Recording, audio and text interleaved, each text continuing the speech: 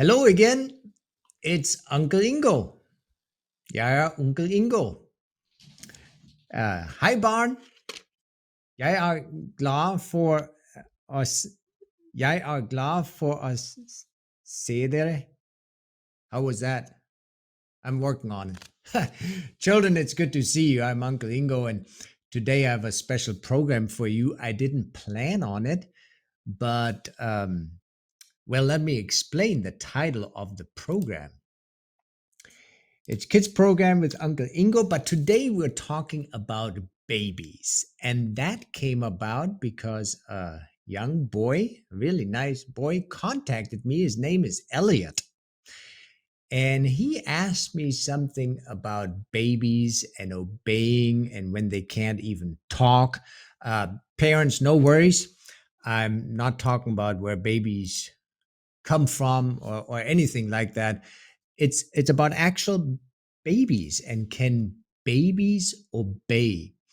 I really had to do some thinking, Elliot, to come up with an answer. And here it is in about 10, 15 minutes. Babies are really fascinating. They're cute. Uh, they they squiggle and squirm and say funny things when they can't even talk yet, blah, blah, blah, blah, blah, blah. And I want to show you some things about babies so it all makes sense, what I'm going to say. So let's dive right in, children.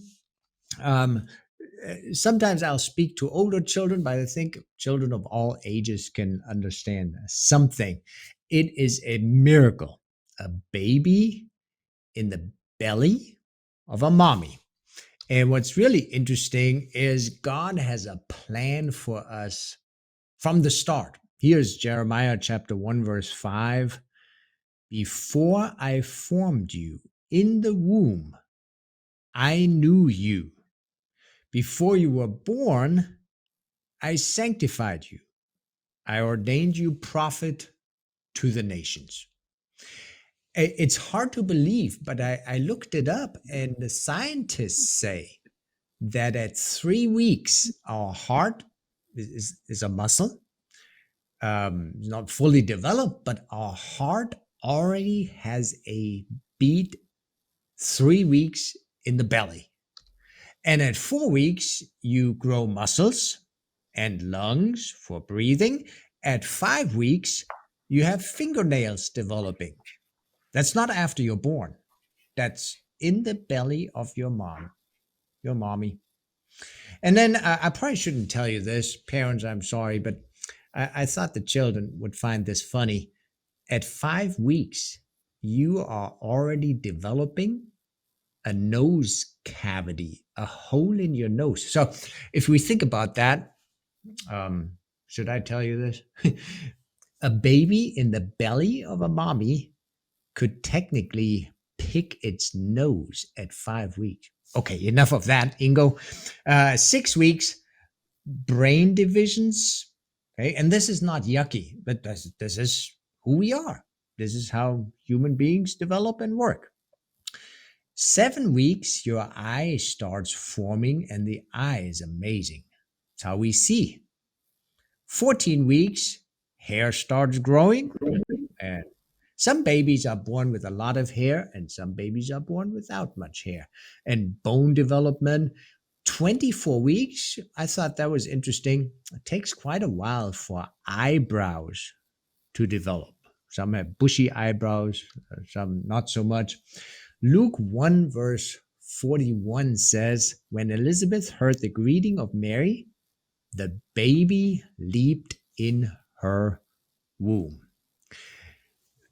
Babies are so cute and squishy, and they have cute little feet. Psalm 139, verse 14 says, I will praise you, for I am fearfully and wonderfully made. I got to tell you a quick story about my children. I have two boys. When they were little, I would tickle their feet. Okay, they thought that was funny. But then I would go up to their feet and smell their feet. And their feet usually smell pretty good. They got a bath and soap and lotion. But I would say, ooh, stinky feet. And And especially my oldest son, he would laugh so hard he could barely breathe as a baby. When he was a little older, and smell his feet and go, ooh, stinky feet. And he thought that was the funniest thing on earth. He giggling so hard. But back to the babies and this question Elliot asked: can babies obey? Mommy or daddy says, "Don't touch this, don't do that." Can they actually listen and obey and do that? Are they responsible when they don't obey? How does all that work? So here we have a little Asian girl, and she looks like what we would call in German quengelig, a little stubborn, and she doesn't want to walk with, I guess, her parents or whoever it is. Um, if she's told, okay, straighten out and walk with us, we're going to the playground. If you're not behaving, then we will not go to the playground, something like that. Can she then change her behavior and have a better attitude? Look at these boys. I don't recommend this. Okay. These are silly boys. They need some adults there that tell them to quit acting like that. I mean, what a mess they're making with this cake. And you can tell they're having too much sugar. And now this boy is just about to throw cake, and we'll stop the video there so I don't give you any ideas. So I'm telling children, don't act like that. They were having fun, but what a mess. This could be me. When I was little, if there was a water puddle, I would be in it. I had little rubber boots, and splash goes little Ingo. So much fun. There could be a water puddle long ways away, and I would find it. So I have to tell you a story. Before I get into Bible and theology and can babies obey or not, let me tell you a story from my own life. I grew up in Buxheim, Bavaria, in Germany, and we lived in Stifterstraße 2, the house on the corner there, where there's a red dot and it says Stifterstraße 2. Look at the street below it. Can you see that? It says Peter Dörfler Straße. We have German language. And right across from us was a cemetery. In fact, my brother's room was upstairs and overlooked the cemetery. It's kind of sad, but it was also fun to watch people water the flowers. Oh, we are very meticulous in Germany about our graves. Flowers, it is in perfect condition, the graves. The dirt is just in the right spot, and candles and pictures and the gravestone. It is just immaculate, we would say. And I'm embarrassed to tell this story, but where this arrow is, there used to be a concrete box with the trash cans inside. We didn't even recycle back then. Now we recycle glass, paper, kitchen scraps, plastic, aluminum, metal, everything. And I like to run my steam engine on that trash box. Okay, nothing wrong with that. And I didn't have toys that I played with for 2 weeks and then I put them in the corner, never touched them again. I played with my toys. I ran that steam engine. It was my favorite toy for months, and especially on that trash box, because then all the neighborhood children could see that I had a steam engine.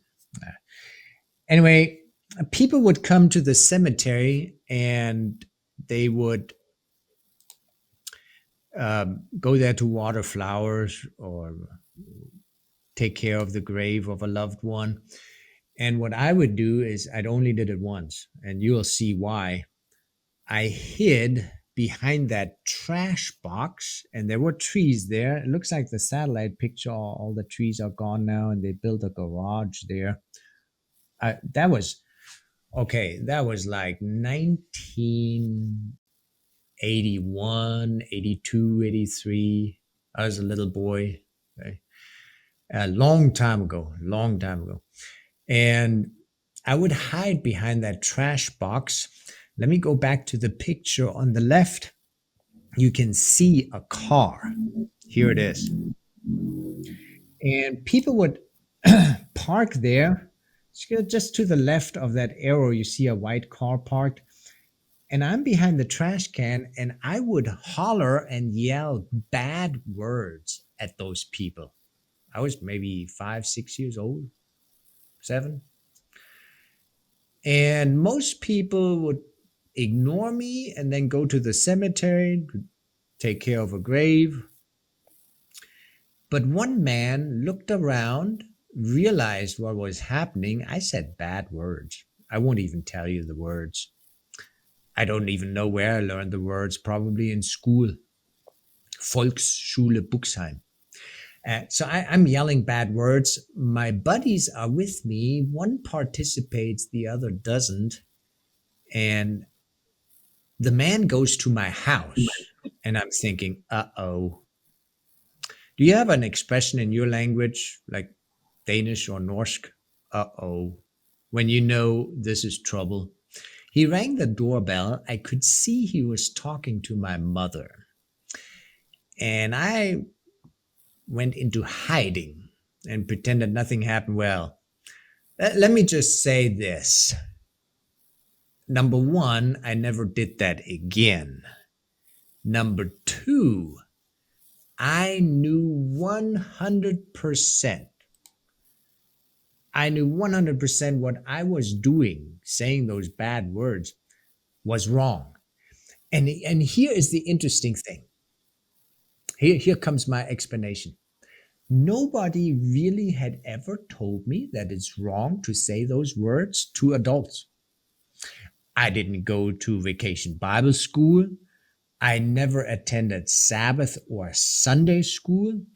I didn't go to summer camps, didn't read the Bible, but I knew what I did was wrong. Now, what about babies, though? What if they don't know that it's wrong? Well, let's look at this a little closer. Let's say this is Ingo. That's not me. Just got it from a software company. And watch him closely. What do you notice about his face and his mouth and his eyes? See, I don't have audio on for the PowerPoint on purpose. You're just watching a face. Is this boy happy? No, why not? You can tell from the face. We call that in adult language non-verbal communication. Oh, that's a long word. Non-verbal communication. You can tell by the eyes, the mouth, the face that he's angry and he's saying things he probably shouldn't. And I had and still do, and we all do, a conscience. Now, what is that? When I said those bad words at the cemetery at people, deep inside of me, I was not happy. It did not feel good to say those things. Why not? My conscience was bothering me. Now, let me explain something for the older children. You look at the word conscience, conscience. In German, Gewissen. Yeah? Con means with, science means knowledge. Do you know what your conscience is? It is you know that God knows. God put our conscience in us. Now, different cultures shape conscience differently, but I knew exactly that was wrong. I also stole sometimes in stores, and I also knew that was wrong. I've repented of that. How did I know? I think God put something in my mind, in my heart, heart and mind working together, telling little Ingo what you are doing is wrong.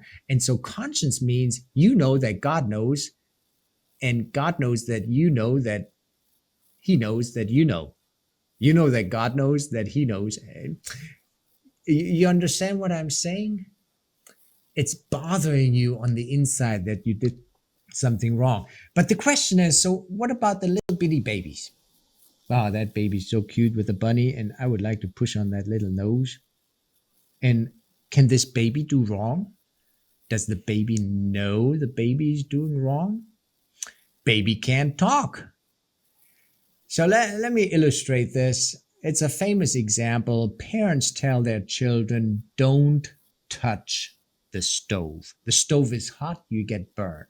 Okay? Baby is a little toddler, let's say a year and a half old. It can get a chair, it can climb on the chair and touch the stove.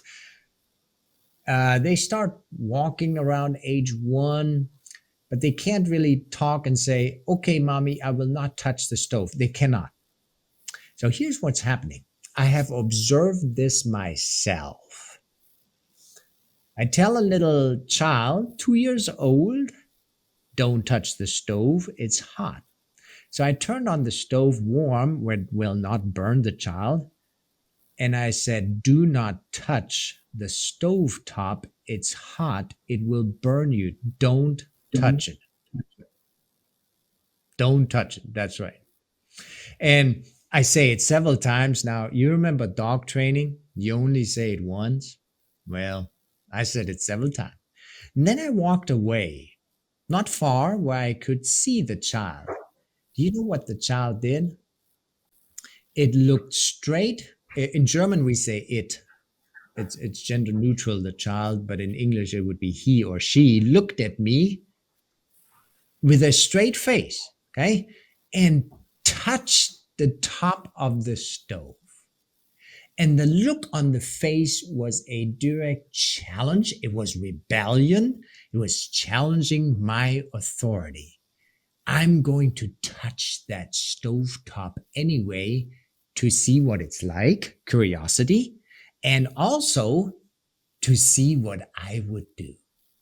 So at some point, the child knows, oh, I'm not supposed to do this, but I'm going to do that anyway, and I'm going to find out what happens. Watch this little boy. Okay, we're going to take this little boy. We don't know if he lost a toy, if he disobeyed, but if you watch that boy right now, right there, do you see what he did? He's avoiding eye contact. He looked down, he looked away, he's not smiling, he's cute, but it looks like he's either sad or in a little bit of trouble. So our faces tell us if we're doing right or wrong. And that starts before we are able to talk. That's right.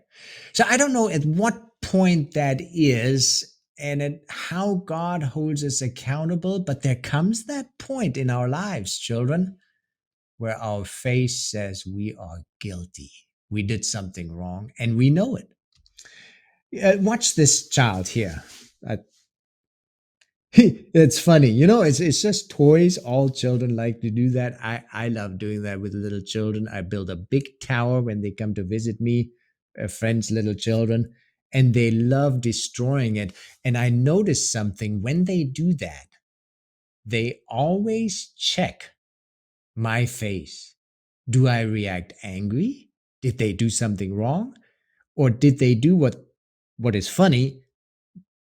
Do they know that I think it's funny too? Does that make sense? They're checking my face. What's my reaction? This boy could be sad, something bad happened, or he might have gotten into trouble. And you see again, he's looking away from the person, not making eye contact, avoiding eye contact. This little girl, we don't know if she did wrong or is just sad, but without hearing what she's saying, without knowing what happened, we can tell pretty much what's in her heart. Sadness, maybe guilt. No, I didn't do it. Maybe she's lying, but our facial expression, our eyes, our mouths, they express so much. And that starts with pretty young babies. We have an example in the Bible, first Moses book, Genesis chapter 4, verse 4 through 7. Abel also brought of the firstborn of his flock and of their fat, and the Lord accepted Abel and his offering, but he did not respect Cain and his offering because God had asked for an animal to symbolize the death of Jesus later on. Cain was very angry. Watch what happens next. And his countenance fell. He looked down, he looked away, didn't want to admit that he was guilty. So the Lord said to Cain, you notice God is very patient. He doesn't get outburst of anger and yell at Cain. He's carrying on a mature adult conversation with Cain. Why are you angry? Why has your countenance fallen? If you do well, will you not be accepted? If you do not so well, sin lies at the door, its desires for you, but you should rule over it. So even the Bible recognizes that our faces betray us.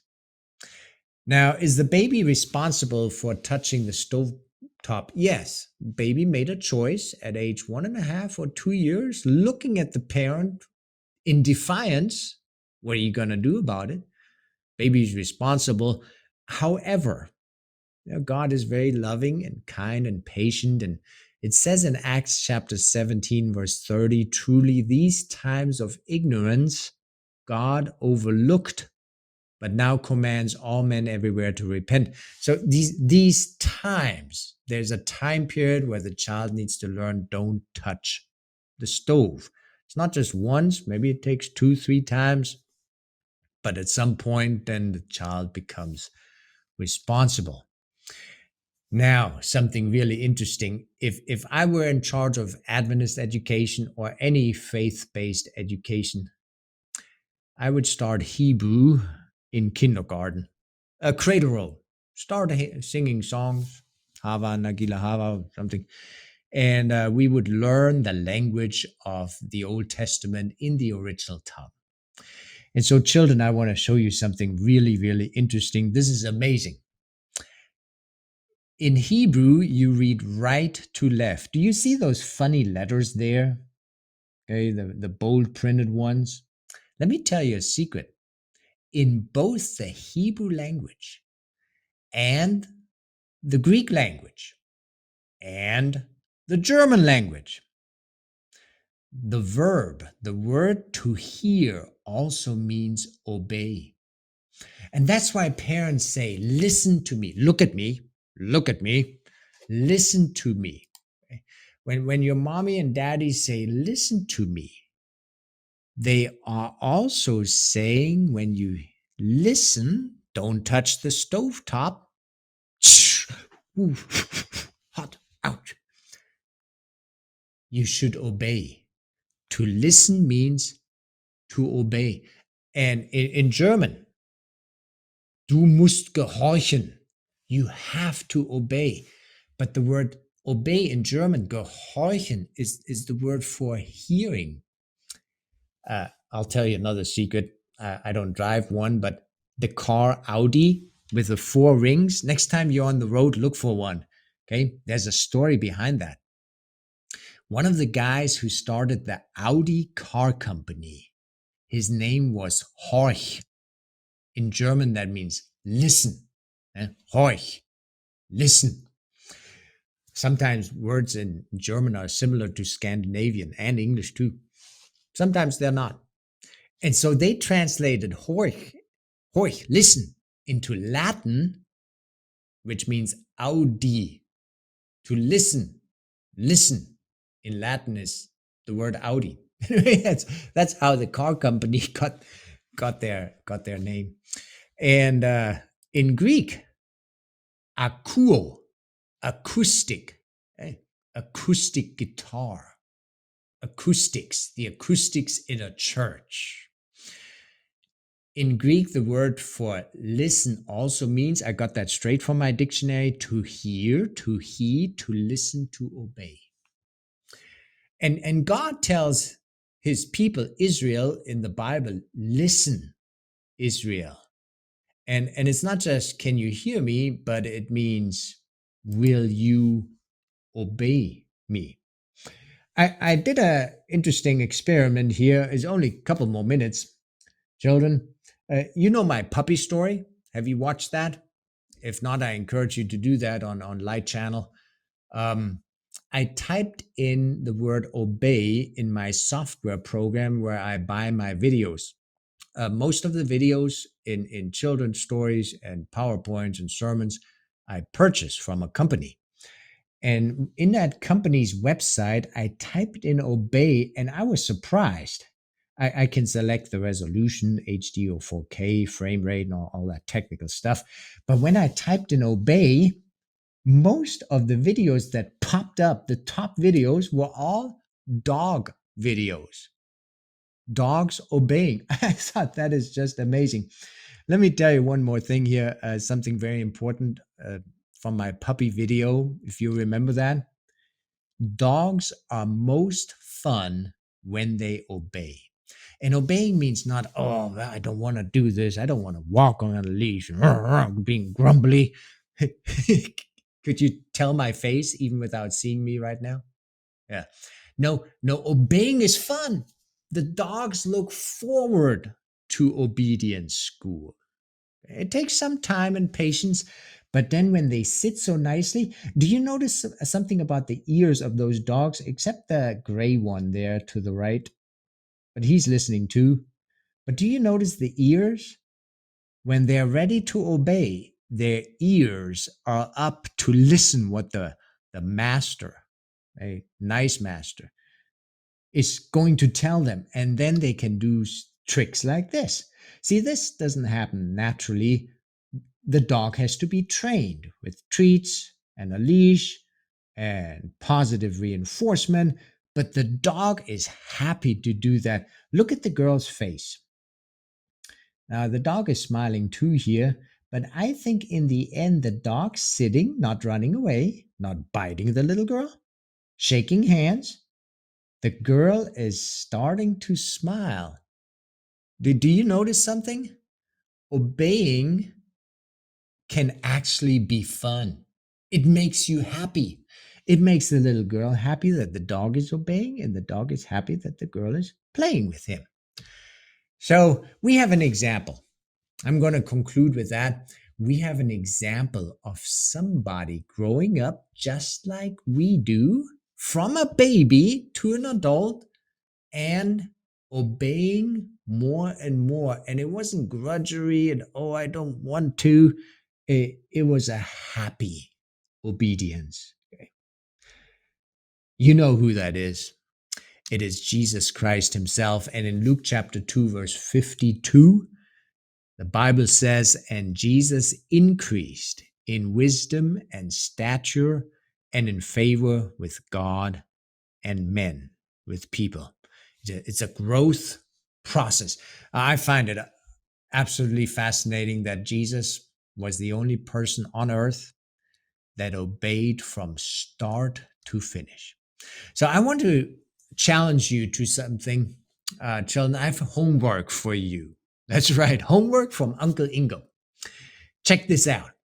The next time you know you want to disobey, but you could obey, but you don't want to obey, and you have this choice to make, I want you to try something.